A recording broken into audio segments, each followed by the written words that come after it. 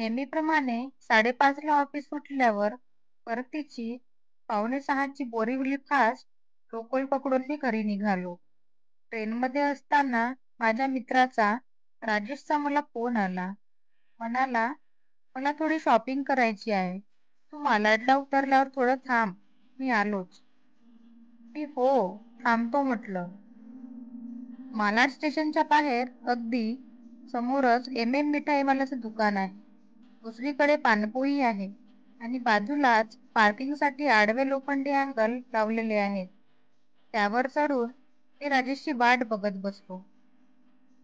एक 70-75 वयाचे गृहस्थ, डोळ्यावर जाड भिंगाचा चष्मा, थोडे मडकटलेले, सदरा धोतर नेसलेले माझ्या जवळ आले.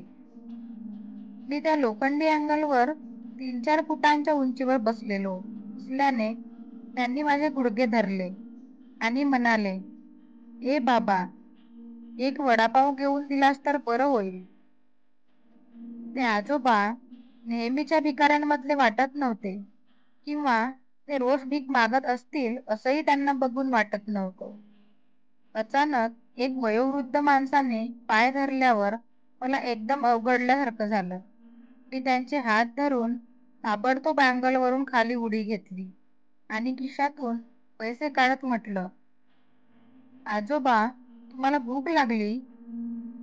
हे घ्या 50 रुपये. इथून घ्या, तुम्हाला जे हवंय ते." ते म्हणाले, "नको बाबा नको, पैसे नको. एक वडापाव घेऊन दे तेवढा." मी म्हटलं, "थांबा इथेच, मी घेऊन येतो."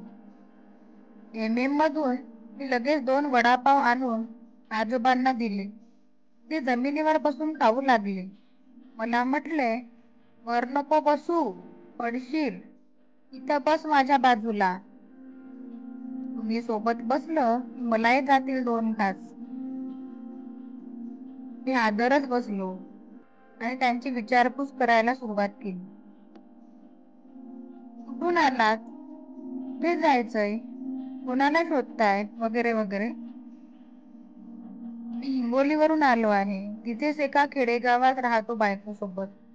तुझ्या एवढा आमचा एकुलता एक मुलगा इथं मुंबईत मोठ्या कंपनीत इंजिनियर आहे. 2 वर्षापूर्वी त्याने प्रेमविवाह केलाय. त्याची बायको शिकलेली, नव्या विचारांची आहे. तिला सासू-सासरे म्हणजे आम्ही गावठी, गावंढळ वाटतो. तिला आमच्यासोबत राहणं आवडत नाही. त्यामुळे मुलगा इथेच वेगळा राहतो गेल्या 2 वर्षापासून." परवा त्याचा माझा या मोबाईलवर फोन आला होता. म्हणाला, "अमेरिकेत नोकरी मिळाली आहे. बायकोला घेऊन 10 वर्षासाठी जात आहे."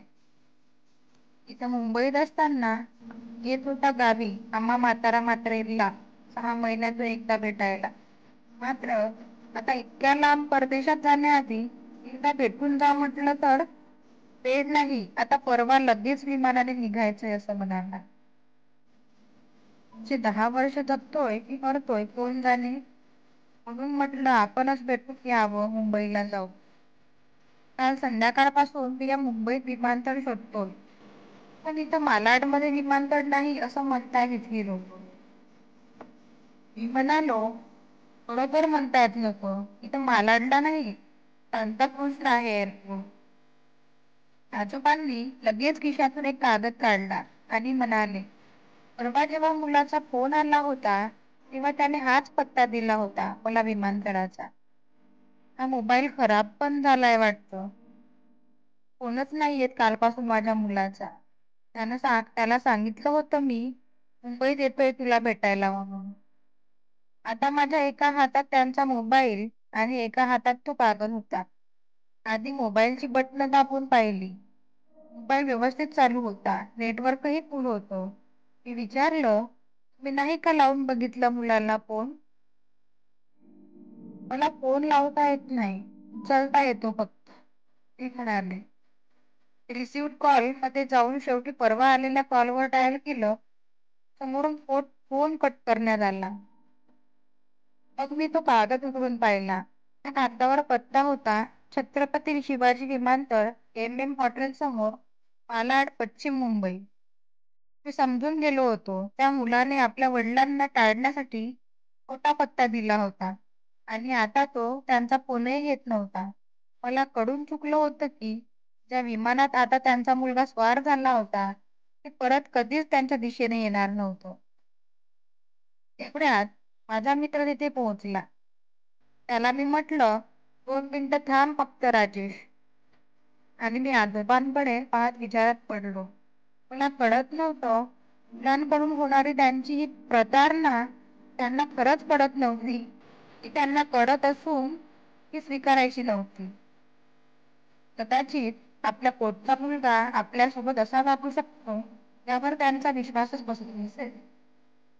आजोबांना मी म्हणालो, "आजोबा, केव्हा ना तुमच्या मुलाचं विमान उडलं असेल, ज्याने त्याची भेट होईल असं मला वाटत नाही. ते जसे आलात तसे परत जातात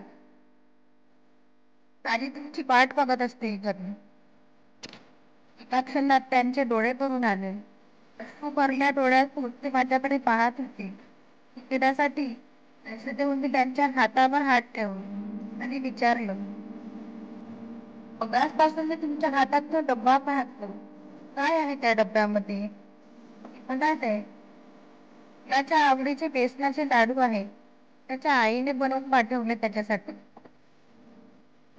आता मात्र एका धारदार सूर्याने काळजात वार करावा आणि सर्व अंतःकरण रक्तबंबाळ व्हावं अशी माझी अवस्था झाली. मी निशब्द तसाच त्यांच्याकडे बघत बसून राहिलो. तेवढ्यात मित्राचा आवाज आला, "चल नाही." आणि मी भानावर आलो. त्या गर्दीतून मित्राच्या मागे चालत राहिलो. घरी आल्यानंतर रात्री उशिरापर्यंत झोप लागत नव्हती. राहून राहून एकच प्रश्न पडत होता. आपल्याकडे एका पावची भीक मागणारा, भुकेने हतबल झालेला तो माणूस आपल्या मुलासाठी आणलेल्या त्या लाडवाच्या डब्यातला एक लाडू खाऊ शकत नव्हता. इतकं प्रेम.